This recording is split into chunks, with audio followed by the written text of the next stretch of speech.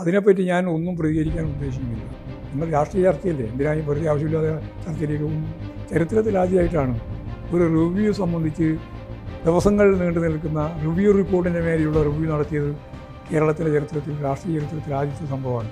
ആ രാഷ്ട്രീയം വേണ്ടത്ര ഊന്നുന്നതിൽ ഞങ്ങൾക്ക് വേണ്ടത്ര വിജയം നേടാൻ സാധിക്കും. അത് പാർട്ടിയുടെ പരാജയം, പാർട്ടി സംഘടനാപരമായ പരാജയമാണത്. പാർട്ടിയുടെ ഭാഗമായിട്ട് നിൽക്കുന്നവർക്ക് പുലർത്തേണ്ടുന്ന സ്വഭാവം, പെരുമാറ്റം, രീതിയൊക്കെ ആവശ്യമുള്ള എത്രത്തോളം അളവിൽ വേണോ അത്രത്തോളം ഓരോരുത്തരും തിരുത്തും. ഞാൻ ഉൾപ്പെടെ ഓരോരുത്തരും തിരുത്തും. അതാണ് പാർട്ടി കാണുന്നത്. അഴിമതിയെ സംബന്ധിച്ചിടത്തോളം പാർട്ടിക്കകത്ത് പരിശോധിക്കപ്പെടും. ഒരു തരത്തിലും പാർട്ടിക്കകത്ത് ഈ അഴിമതി അനുവദിക്കുന്നതല്ല. ആ നിലപാട് പാർട്ടി ഉറച്ചു നിൽക്കുക തന്നെയാണ്. അഴിമതിയുടെ ഒരു അംശവും പാർട്ടി വെച്ച് പൊറിപ്പിക്കില്ല എന്നുള്ള ഉറച്ച നിലപാടാണ്.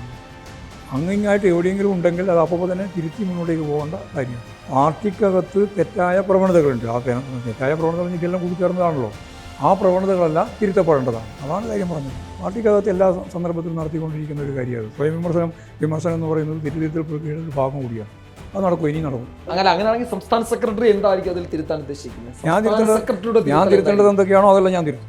കാറുമായിട്ട് മറ്റൊരാൾ പോകുന്നു, അപ്പോൾ കുറച്ചും കൂടി പ്രായമുള്ള ഒരാൾ നടന്നു പോകുന്ന സന്ദർഭത്തിൽ അത് ഒരു ചെറിയ ദൂരത്തിൽ അവിടെ അയാൾക്ക് കാറില്ലാതെ ആളെന്നല്ലോ വെള്ളാപ്പള്ളി നടന്നു പോകുമ്പോൾ അപ്പോൾ കണ്ട് കയറ്റി എന്നുള്ളത് അതിലെന്താ ഇപ്പം വലിയ കുഴപ്പം? ആ കുഴപ്പമൊന്നുമില്ല. നിങ്ങൾക്ക് തോന്നുന്ന പോലെ വേണം അവതരിപ്പിക്കുന്നത്. നിങ്ങൾ പറയും, മാഷ് തന്നെ റിവ്യൂ റിപ്പോർട്ടിലെ ശേഷമുള്ള വാർത്താ സമ്മേളനത്തിൽ പറയാണ്, നവോത്ഥാന വിഷയങ്ങൾ പറയുന്ന വെള്ളാപ്പള്ളിയെ ഞങ്ങൾ അംഗീകരിക്കും, വർഗീയത പറയുന്ന വെള്ളാപ്പള്ളിയെ ഞങ്ങൾ അംഗീകരിക്കില്ല. എന്റെ മാഷ് ഇത് തരാതരം ഒരാൾ പറഞ്ഞ തരാതരല്ല. നിങ്ങൾ തന്നെ രണ്ടാളുണ്ട്, വീണുമായിട്ടുണ്ട്, വീണു അല്ലാതെ ഉണ്ട്. രണ്ടും കൂടി ചേർന്നാലെ വീണു. പൊതുവായി വർഗീയതക്കെതിരായ പോരാട്ടത്തിൻ്റെ മുമ്പിൽ നിൽക്കുക, അതാണ് ഞങ്ങൾ ഉദ്ദേശിക്കുന്നത്. അതിൽ ഒരു അവസരവാദപരമായ നിലപാടുമില്ല. ഇതാണ് ശരി. ഇപ്പം അതല്ല പ്രശ്നം. ഇപ്പം നിങ്ങളെന്താ അതിലേക്ക് കയറുന്നത്? നിങ്ങളിപ്പോൾ വളരെ ശക്തിയായിട്ട് നടപ്പിലാക്കും എന്ന് വി ഡി സതീശൻ പറഞ്ഞല്ലോ. അങ്ങനെ നടപ്പിലാക്കുമെന്ന് പറഞ്ഞപ്പോൾ നിങ്ങൾക്ക് ആർക്കും ഒരു വൈകാരികമായ തരവില്ലല്ലോ. ഞങ്ങൾ അന്നും ഇന്നും ഒരേ നിലപാടാണ്. തെറ്റായ ഒരു നിലപാടിനും ഞങ്ങൾ കൂട്ടുനിൽക്കില്ല.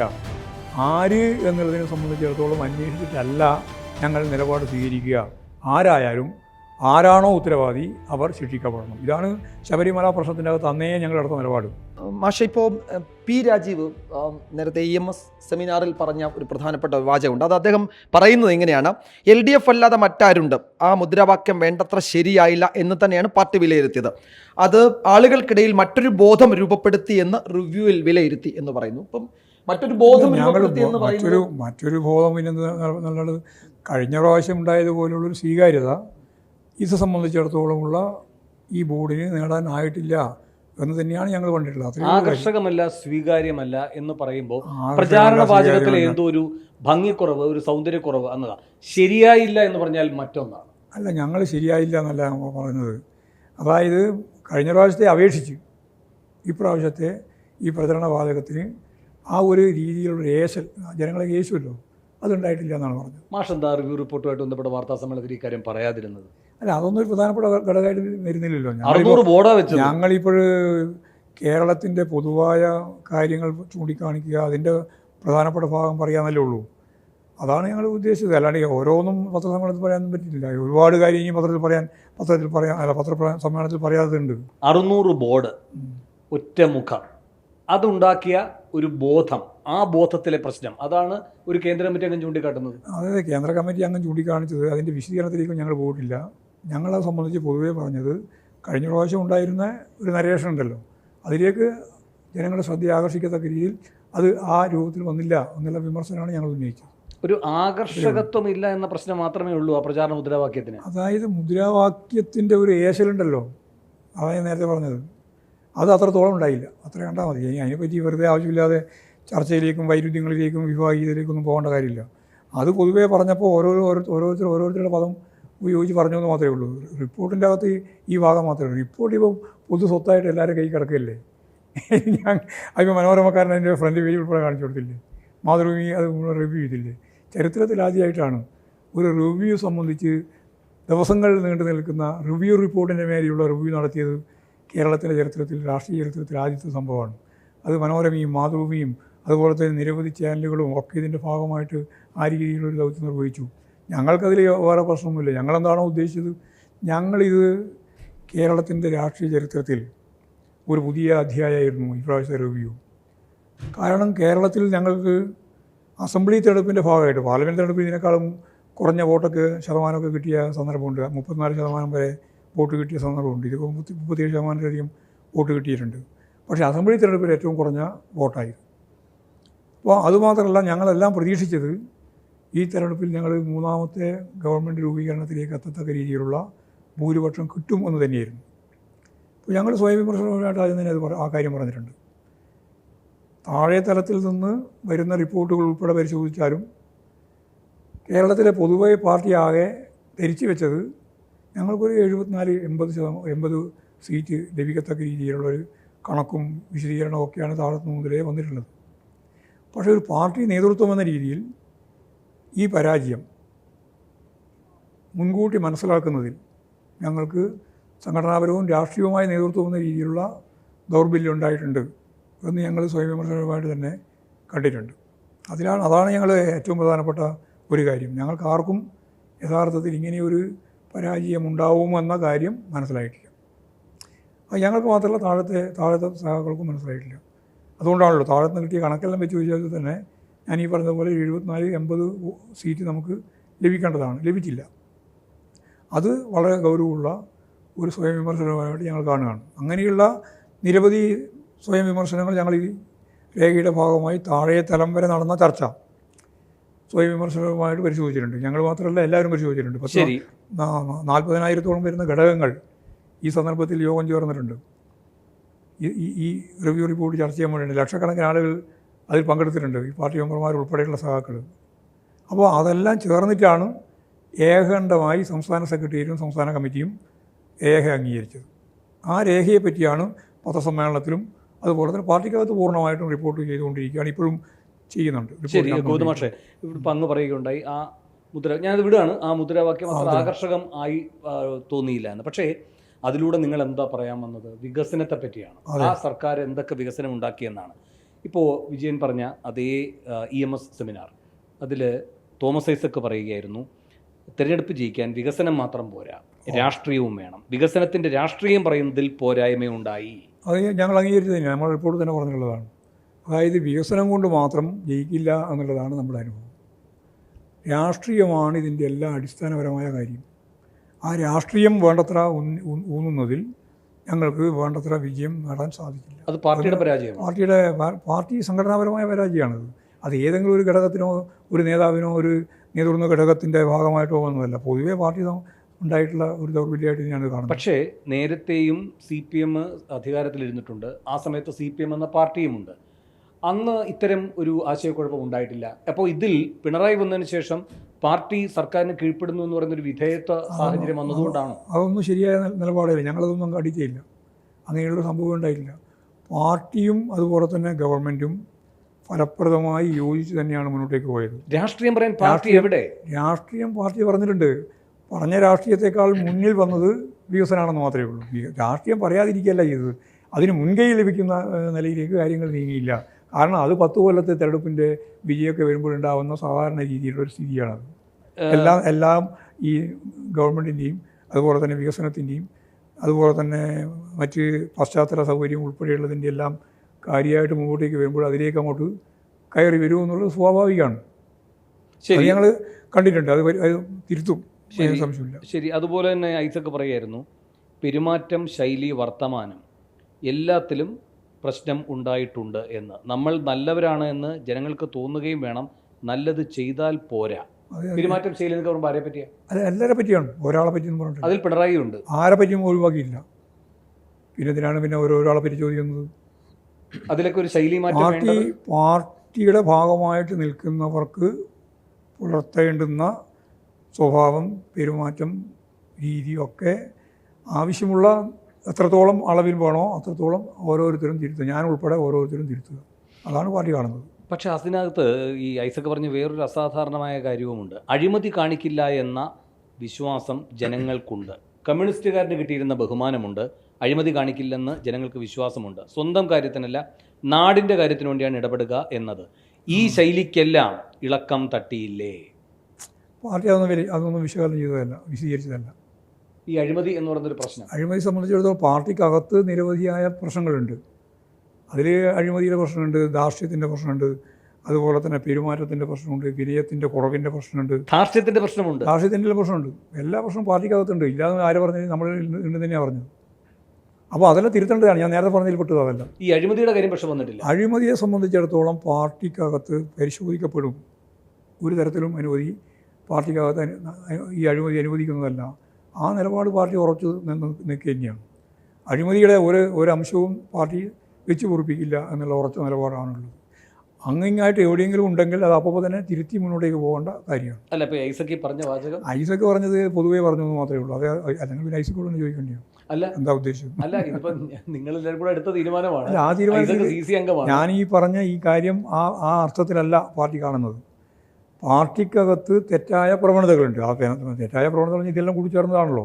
ആ പ്രവണതകളെല്ലാം തിരുത്തപ്പെടേണ്ടതാണ്. അതാണ് കാര്യം പറഞ്ഞത്. ശരി, പക്ഷേ ഐസക് അടക്കമുള്ളവരാണ് ഇതിന്റെ റിപ്പോർട്ടിങ്ങിന് വേണ്ടിയിട്ട് പോയിക്കൊണ്ടിരിക്കുന്നത്. യഥാർത്ഥ കാര്യങ്ങൾ തന്നെയായിരിക്കും ഈ റിപ്പോർട്ടിങ് പറയുന്നത്. ഇതൊക്കെ വിളിച്ചേർന്നതാണ് റിപ്പോർട്ട്. അതിൻ്റെ അകത്ത് ഓരോന്നിനെയും തലനാരയുടെ കയറി വിശദീകരിക്കാനല്ല നമ്മൾ പുറപ്പെട്ടിരുന്നത്. പൊതുവേ പറഞ്ഞിട്ടുള്ളതാണ്. അതിപ്പോൾ ഓരോരുത്തരെ സംബന്ധിച്ച് ഇത് നിനക്ക് ബാധകമാണോ അല്ലെങ്കിൽ മറ്റേ ഇന്നയാൾക്ക് ബാധകമാണോ എന്നുള്ളതല്ല. പാർട്ടിക്കകത്ത് തിരുത്തപ്പെടേണ്ടുന്ന ഇത്തരം പ്രവണതകളെ പാർട്ടി തിരുത്തി മുന്നോട്ടേക്ക് പോകും. ഇപ്പോൾ 2 കേന്ദ്ര കമ്മിറ്റി അംഗങ്ങളുടെ പ്രതികരണം നമ്മൾ കണ്ടത്. വിജയന് ചോദിക്കാനുണ്ടാവല്ലോ? അല്ല, ഞാൻ ഈ ഐസക് പറഞ്ഞത് തന്നെ തെരഞ്ഞെടുപ്പിന് മുമ്പ് സച്ചിദാനന്ദൻ പറഞ്ഞതും ഇപ്പോൾ എനിക്ക് തോന്നുന്നു അത് രണ്ടും ഒന്നാണെന്ന് തോന്നുന്നു. മാഷ പിന്നെ സച്ചിദാനന്ദനുമായിട്ടൊന്നും വിയോജിപ്പ് പറയുകയും ചെയ്തു. വിയോജിപ്പ് തന്നെയാണ്. സച്ചിദാനന്ദൻ പറഞ്ഞത് എന്താ പറഞ്ഞാൽ കുറേ 10 കൊല്ലമായില്ലേ, ഇനിയൊരു മാറ്റം വേണ്ടതാണെന്ന്. നല്ല വാചകം ഉണ്ടായിരുന്നു ഒന്ന്. ഇടതുപക്ഷ സ്വഭാവമുണ്ട് എന്ന് തോന്നിക്കുന്ന, ഇടതുപക്ഷ മുഖമുണ്ടെന്ന് തോന്നിക്കുന്ന വലതുപക്ഷവാദമായിരുന്നു അത്. വലതുപക്ഷവാദമായിരുന്നു അത്. അല്ല, പക്ഷേ ഈ 10 വർഷം കൊണ്ടുണ്ടായ പ്രശ്നങ്ങളായിരിക്കുമോ തോമസ് ഐസക് ചൂണ്ടിക്കാണിച്ചത്? പാർട്ടി കണ്ടെത്തിയത് അത് തന്നെയാണ്. പാർട്ടിക്കകത്ത് ഒരു കൊല്ലം, ഇന്ന കൊല്ലം മുതൽ ആരംഭിച്ചു, ഇന്ന കൊല്ലമാണ് തുടങ്ങിയതെന്നും പറയാൻ സാധിക്കില്ല. പാർട്ടിക്കകത്ത് നിരവധി പ്രവണതകളുണ്ട്, തെറ്റായ പ്രവണത. അത് ഓരോ പ്രാവശ്യം തിരുത്താൻ വേണ്ടിയിട്ടാണ് പാർട്ടി തെറ്റുതിരുത്തൽ പ്രക്രിയ നടക്കുന്നത്. ഓരോ ദിവസവും ഉണ്ടാകുന്ന സംഘടനാ പ്രവർത്തനത്തിൻ്റെ ഭാഗമായിട്ട് വരുന്ന ഓരോ സന്ദർഭത്തിലുമുള്ള തെറ്റുകളെ തിരുത്തി പാർട്ടി മുന്നോട്ടേക്ക് പോവുകയാണ്. അത് ഒരു ദിവസമോ 2 ദിവസമോ ഒരു അജണ്ടയോ അല്ല. പാർട്ടിക്കകത്ത് അതാ പറയുന്നത്, പാർട്ടിക്കകത്ത് എല്ലാ കാലവും തുടരേണ്ടുന്ന ഒന്നാണ് തെറ്റുതിരുത്തൽ പ്രക്രിയ. ശരി, അത് തെറ്റുതിരുത്തൽ പ്രക്രിയ ഒരു ദിവസം ആരംഭിച്ചു, ഇന്ന ദിവസം അവസാനിപ്പിക്കുന്നുള്ളതല്ല, അവസാനിക്കുന്നില്ല. ഈ ഭരണ തുടർച്ച പാർട്ടിയെ വഷളാക്കിയിട്ടില്ല, സംഘടനയെ വഷളാക്കിയിട്ടില്ല. അങ്ങനെ അതാണല്ലോ സച്ചിദാനന്ദൻ പറഞ്ഞതിന്റെ ഒരു ചുരുക്കം. അതൊന്നുമല്ല, സച്ചിദാനന്ദൻ പറഞ്ഞ വേറെ തന്നെയാണ്. സച്ചിദാനന്ദൻ ഈ ഗവൺമെൻറ് വേണ്ടെന്നാണല്ലോ പറയുന്നത്. അതെങ്ങനെയാണ് ഇത് തിരുത്തലല്ലല്ലോ? ഇത് ഈ ഗവൺമെൻറ് വേണ്ട, അവസാനിപ്പിക്കേണ്ട സമയമായി എന്നാണ് അദ്ദേഹം പറഞ്ഞത്. അതിന് നല്ല സ്വാധീനം കിട്ടിയേണ്ടതാണ് ഞങ്ങൾ റിവ്യൂവിൻ്റെ ഭാഗമായിട്ട് പറഞ്ഞിട്ടുള്ളത്. ശരി, 2 CC മെമ്പർമാർ മാത്രമല്ല, ദേശീയ ജനറൽ സെക്രട്ടറി തന്നെ പറഞ്ഞ കാര്യങ്ങളുണ്ടല്ലോ വിജയ്. അതും ഈ സെമിനാറിൽ തന്നെയാണ്. അത് ഒരു ദീർഘമായ പ്രസ്താവനയാണ്. ഞാൻ അതിന്റെ ഒരു ചുരുക്കം എം വി ഗോവിന്ദൻ എന്ന് പറയുന്ന പാർട്ടി സെക്രട്ടറിയെ തന്നെ പരോക്ഷമായി ചൂണ്ടിക്കാട്ടുന്നതും അത് അദ്ദേഹത്തോട് ചോദിക്കേണ്ടതാണ്. പാർട്ടി രേഖ വലകളും വേണ്ട, ഞാൻ വായിക്കുകയാണ്. പാർട്ടി രേഖയിൽ എവിടെയും ആ രീതിയിലുള്ളൊരു പരാമർശമില്ല. സെക്രട്ടറി മറുപടി പറയട്ടെ എന്ന് പറഞ്ഞുകൊണ്ട് പിന്നെ നമ്മൾ ആ ചോദ്യം ചോദിച്ചിട്ട് കാര്യമില്ല. പക്ഷേ ഞാൻ അതിൻ്റെ മേലെ വേറൊന്നും പറയാൻ പോകുന്നില്ല. പാർട്ടി റിവ്യൂ റിപ്പോർട്ടുണ്ടല്ലോ, ആ റിവ്യൂ റിപ്പോർട്ടിൻ്റെ ഭാഗമായിട്ട് ഇമ്മാതിരി ഒരു പരാമർശമില്ല. പാർട്ടി അങ്ങനെ കണ്ടെത്തിയിട്ടില്ല. ഇല്ല. പക്ഷേ ജനറൽ സെക്രട്ടറി പറയുകയായിരുന്നു, ഗോവിന്ദ മാഷെ, ഒരു ബന്ധുത്വത്തിൻ്റെ പേരിൽ ഒരു സഖാവ് ഒരു തീരുമാനം പറയുമ്പോൾ അതിൻ്റെ ഭാഗമായി പാർട്ടി ഒന്നാകെ ബൂർഷ്വാ മാധ്യമങ്ങളുടെ ആക്രമണത്തിന് വിധേയമായാൽ ആ നേതാവ് ഔചിത്യപൂർവ്വം ഒരു തീരുമാനമെടുക്കുക എന്നതാണ് ചെയ്യേണ്ടത്. ആ ബന്ധുവിനെ മാറ്റിക്കൊണ്ട് മറ്റൊരാളുടെ പേരാണ് പറയേണ്ടത് എന്ന് ഞാൻ മറുപടി പറഞ്ഞു കഴിഞ്ഞു. പാർട്ടി അങ്ങനെ കണ്ടിട്ടില്ല. ജനറൽ സെക്രട്ടറി പിന്നെ അങ്ങനെ ഒരു പരാമർശം നടത്തുന്നത് അറിയില്ല. ആ സംബന്ധിച്ചുള്ള കാര്യത്തിലൊന്നും ഞാൻ മറുപടി പറയേണ്ട കാര്യമില്ല. നമ്മുടെ റിവ്യൂ റിപ്പോർട്ടിൽ ഇല്ലാത്തൊരു കാര്യം പാർട്ടിയുടെ ദേശീയ ജനറൽ സെക്രട്ടറി പറയുന്നത് ഒരു അസാധാരണ സാഹചര്യമല്ലേ? അതിനെപ്പറ്റി ഞാൻ ഒന്നും പ്രതികരിക്കാൻ ഉദ്ദേശിക്കുന്നില്ല. നിങ്ങൾ രാഷ്ട്രീയ ചർച്ചയല്ലേ, എന്തിനായി വെറുതെ ആവശ്യമില്ലാതെ ചർച്ചയിലേക്ക് പോകുന്നത്? അല്ല, ഇതൊക്കെയാണ് ഇതൊന്നും രാഷ്ട്രീയമല്ല. ഇതെന്ത് രാഷ്ട്രീയം? തളിപ്പറമ്പിലും പയ്യന്നൂരിലും പിഴവ് പറ്റി എന്ന് പറയുന്ന കാര്യമുണ്ടല്ലോ. ഞാനത് വിശദീകരിച്ചു. അതിൻ്റെ അപ്പുറം ഒരു അക്ഷരം പറയാൻ ഞാൻ ഉദ്ദേശിക്കുന്നില്ല. മാഷെ, അതിൽ അനുബന്ധമായി ഒരു അനുബന്ധമില്ല. MA ബേബിയായിട്ട് ബന്ധപ്പെട്ടല്ല, അതുമായി ആരുമായി ബന്ധപ്പെട്ടാലും അത് സംബന്ധിച്ചുള്ള പാർട്ടി വ്യക്തമായ കാഴ്ചപ്പാട് അവതരിപ്പിച്ചിട്ടുണ്ട്. പത്രസമ്മേളനത്തിൽ ഞാൻ തന്നെ പറഞ്ഞിട്ടുണ്ട്. അതിൻ്റെ അകത്ത് ജില്ലാ സെക്രട്ടറി, അവിടുത്തെ ജില്ലാ കമ്മിറ്റി സ്വയം വിമർശകരുമായിട്ട് കാര്യം ഉന്നയിച്ചിട്ടുണ്ട്. ആ ഉന്നയിച്ച കാര്യം സംസ്ഥാന സെക്രട്ടറിയും സംസ്ഥാന കമ്മിറ്റിയും അംഗീകരിക്കുകയാണ് ആ വീഴ്ച സംബന്ധിച്ചിടത്തോളം ചെയ്തിട്ടുള്ളത്. ശരി, അവിടെ വെച്ച് അവസാനിച്ചിരിക്കുന്നു. ശരി, പക്ഷേ തളിപ്പറമ്പ് പയ്യന്നൂരും അടക്കമുള്ള കാര്യങ്ങൾ ചർച്ച ചെയ്യുന്ന പാർട്ടിയുടെ കണ്ണൂർ ജില്ലാ സെക്രട്ടേറിയറ്റ് യോഗത്തിൽ TK ഗോവിന്ദൻ ചെയർ ചെയ്യുന്ന ആ യോഗത്തിൽ അങ്ങുണ്ടായിരുന്നു. സെക്രട്ടറിയിൽ ഞാൻ ഉണ്ടായില്ല. അത് വെറുതെ തന്നെയാണ്. TK ഗോവിന്ദൻ നുണ പറഞ്ഞാണ്. സെക്രട്ടേറിയറ്റ് യോഗത്തിൽ ഞാൻ ഉണ്ടായിട്ടില്ല. കമ്മിറ്റിയിലുണ്ടായിരുന്നു. അപ്പോൾ അവിടെയും ഈ ശക്തമായ ഈ പ്രശ്നങ്ങളൊക്കെ വന്നിരുന്നു. തളിപ്പറമ്പിനെയും പയ്യന്നൂരിനെയും പറ്റിയുള്ള എതിർവാദങ്ങൾ ഉയർന്നിരുന്നു. അത് അങ്ങ് കേട്ടതാണ്. അതെ, അതുകൊണ്ട് എന്ത് കുഴപ്പം? അപ്പോൾ ഏകണ്ഠമായിട്ട് ആ കമ്മിറ്റി അംഗീകരിച്ചത് വേണം. അതാ മനസ്സിലാവാതെ ടി കെ ഒന്ന് പറഞ്ഞത് ആകെ 2 പേരെന്തോ പറഞ്ഞു, വെറുതെ പറഞ്ഞാണ്. ബാക്കി മുഴുവൻ UDF-ന്റെ ഭാഗമായിട്ടാണ് പറയുന്നത്. അല്ല, ശരിയല്ല അത്. എന്നിട്ട് അവസാനം കാര്യം മറുപടി കൂടി പറഞ്ഞ് ജയരാജനാണ് മറുപടി പറഞ്ഞത്. ഞാനൊരു അക്ഷരം പറഞ്ഞിട്ടില്ല. ജയരാജനാണ് മറുപടി പറഞ്ഞത്. അല്ലല്ലേ, MP ജയരാജൻ എല്ലാ കാര്യവും അംഗീകരിച്ച് പോയതാണ്.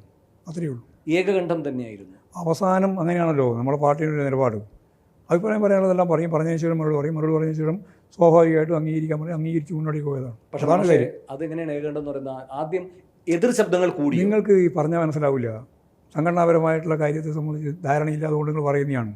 ഞങ്ങളതിലേക്ക് കടക്കാൻ ഞാൻ ഉദ്ദേശിക്കുന്നില്ല. പാർട്ടി ജില്ലാ കമ്മിറ്റിയും അതുപോലെ തന്നെ അവിടുത്തെ ആദ്യം സ്ഥാനാർത്ഥി നിർണയത്തിൻ്റെ ഭാഗമായിട്ട് സ്വാഭാവികമായിട്ടും ചർച്ച ചെയ്യുന്നത് സെക്രട്ടേറിയറ്റാണ്. ആ സെക്രട്ടേറിയറ്റ് യോഗത്തിൻ്റെ തീരുമാനം അനുസരിച്ചിട്ടാണ് ഞങ്ങളിവിടെ തീരുമാനിക്കുന്നത്. ആ തീരുമാനം ഈ പറഞ്ഞതുപോലെ ഒരാളോ രണ്ടാളോ തീരുമാനിച്ചതൊന്നുമല്ല, ജില്ലാ കമ്മിറ്റി തന്നെയാണ് തീരുമാനിച്ചത്. അത്രയേ ഉള്ളൂ. ഇപ്പോൾ ഈ പറയുന്ന പയ്യന്നൂരിലെ ഫണ്ട് വിവാദം, അതൊക്കെ നിങ്ങൾ അഡ്രസ് ചെയ്ത വിഷയങ്ങൾ. അതിൽ 5 കൊല്ലം മുമ്പേ ഉണ്ടായ സംഭവമാണ്. ഇപ്പോഴത്തെ കൂട്ടി കൊടുക്കേണ്ട കാര്യമില്ല. പക്ഷേ അവിടെ UDF-ന്റെ ഭാഗമായിട്ട് മാറാൻ തീരുമാനിച്ചു കഴിഞ്ഞാൽ സ്വാഭാവികമായിട്ടും അവരത് ഉപയോഗിച്ചു മാത്രമേ ഉള്ളൂ. അത്രയേ ഉള്ളൂ. കാണുന്നു ഇതിനാ ഗോവിന്ദ മാഷേ, പയ്യന്നൂരിൻ്റെ ചരിത്രത്തിൽ ഇതുവരെ വ്യത്യസ്തമായിട്ടുള്ള ഒരു ഫലം വന്നിട്ടില്ല. തളിപ്പറമ്പിൽ പിന്നെയും ഒരു തവണ UDF സ്ഥാനത്ത് ജയിച്ചിട്ടുണ്ടെന്നാണ് പറയുന്നത്. പയ്യന്നൂരിൻ്റെ മണ്ഡലത്തിൻ്റെ ഇതുവരെയുള്ള പയ്യന്നൂർ മണ്ഡലത്തിൻ്റെ സ്ഥിതി അവിശ്വാസീയമായ കാര്യങ്ങൾ കൂടിയുള്ളതാണെന്ന് പാർട്ടി ഞങ്ങൾ റിപ്പോർട്ട് തന്നെ പറഞ്ഞിട്ടുള്ളത്. അത് പരിശോധിച്ച് ആവശ്യമായ നിലപാട് സ്വീകരിക്കും. കുഞ്ഞികൃഷ്ണൻ പറയുന്നത് അതിൽ നിങ്ങൾക്ക് തെറ്റുപറ്റി എന്ന് പറയുമ്പോൾ യഥാർത്ഥത്തിൽ കുഞ്ഞികൃഷ്ണൻ ആ ഫണ്ട് വിവാദം അടക്കം ചൂണ്ടിക്കാട്ടി. അപ്പോൾ കുഞ്ഞികൃഷ്ണൻ പറഞ്ഞതാണ് നിങ്ങൾ പിന്നീട് ഒന്നുമല്ല. കുഞ്ഞികൃഷ്ണൻ പറഞ്ഞതൊന്നും ശരിയല്ല. കുഞ്ഞികൃഷ്ണൻ ഏഷ്യാനെറ്റുകാരും അതുപോലെ തന്നെ മാധ്യമങ്ങൾ ഉപയോഗിച്ചുകൊണ്ട് അവിടെ പാർട്ടി വിരുദ്ധമായ ഒരു ആശയം രൂപപ്പെടുത്താൻ വേണ്ടി പ്രവർത്തിച്ചു മാത്രം കണ്ടാൽ മതി. എന്നിട്ട് UDF-ലേക്ക് പോവുകയും ചെയ്തു. അത്രയേ ഉള്ളൂ. അപ്പോൾ ഇതിനകത്ത് പക്ഷേ ഈ പറയുന്ന തെറ്റുതിരുത്തൽ എന്ന് പറയുന്ന നടപടി പിന്നെ എന്തായിരിക്കും? അത് ആവശ്യമായ രീതിയിൽ അവിടെ ചർച്ച ചെയ്ത് ആവശ്യമായ തീരുമാനമെടുക്കും. ഇപ്പോൾ ടി കെ ഗോവിന്ദനും അതുപോലെ തന്നെ കുഞ്ഞികൃഷ്ണനും അതിനുശേഷം വാർത്താസമ്മേളനം നടത്തിയല്ലോ. അത് വാർത്താസമ്മേളനം മുഴുവൻ നടത്തും. വാർത്താസമ്മേളനം UDF-ന്റെ ഭാഗമല്ലേ, പിന്നെ ഞങ്ങൾ അതിനെ വേറെ കാണേണ്ട കാര്യമുള്ളൂ. റിവ്യൂ റിപ്പോർട്ടിനെ ആധാരമാക്കിയിട്ടുള്ള ടി കെ ഗോവിന്ദനെയും കുഞ്ഞികൃഷ്ണനെയും UDF-ന്റെ പുറത്ത് കാണേണ്ട കാര്യമില്ല. അവർ രണ്ടാളും കമ്മ്യൂണിസ്റ്റ് വിരുദ്ധ ചേരിയിലേക്ക് പോയിരിക്കുകയാണ്. അവസരവാദപരമായ പാർലമെൻ്ററിയൻ എന്ന് പറയുന്നത് എങ്ങനെയെങ്കിലും മത്സരിച്ചേ പറ്റുള്ളൂ എന്നുള്ള ബോധത്തിലാണ് ഇവരൊക്കെ പോയിട്ടുള്ളത്. അവരോട് വേറെ രാഷ്ട്രീയമൊന്നും, തൊഴിലാളി വർഗ്ഗ രാഷ്ട്രീയമൊന്നും പറയേണ്ട കാര്യമില്ല. അവർ UDF-ന്റെ ഭാഗമായിട്ട് മാറിയിരിക്കുന്നു. തീർച്ചയായിട്ടും. പക്ഷേ അവിടെ കണ്ടാൽ മതി. അവർ ഈ പാർട്ടിയെ പറ്റി പറഞ്ഞ ചില കാര്യങ്ങളുണ്ടല്ലോ, അത് വസ്തുതാവിരുദ്ധമാണെങ്കിൽ അങ്ങ് തിരുത്തേണ്ട ഉത്തരവാദിത്വം ഉണ്ടല്ലോ. അപ്പോൾ അവർ പറയുകയായിരുന്നു നേരത്തെ അങ്ങ് തന്നെ ചൂണ്ടിക്കാട്ടിയ തെറ്റുതിരുത്തൽ. ഇപ്പോൾ 3 പ്ലീനം ചേരുന്നുണ്ട് തെറ്റുതിരുത്തൽ രേഖ കൊണ്ടുവരാനായിട്ട്. ഈ മേൽ കമ്മിറ്റിയിലുള്ള ആളുകൾ വന്ന് ഇവിടെ തെറ്റുതിരുത്തണമെന്ന് പറഞ്ഞു പോകുന്നു. അവർ സ്വയം തെറ്റുതിരുത്തുന്നില്ല. തെറ്റുതിരുത്തൽ രേഖയിൽ എന്തെങ്കിലും ഒന്ന് നടപ്പാക്കിയിട്ടുണ്ടോ എന്ന് ചോദിക്കുന്നു. തെറ്റുതിരുത്തൽ രേഖകൾ മുഴുവൻ നടപ്പിലാക്കിയിട്ടുണ്ട്.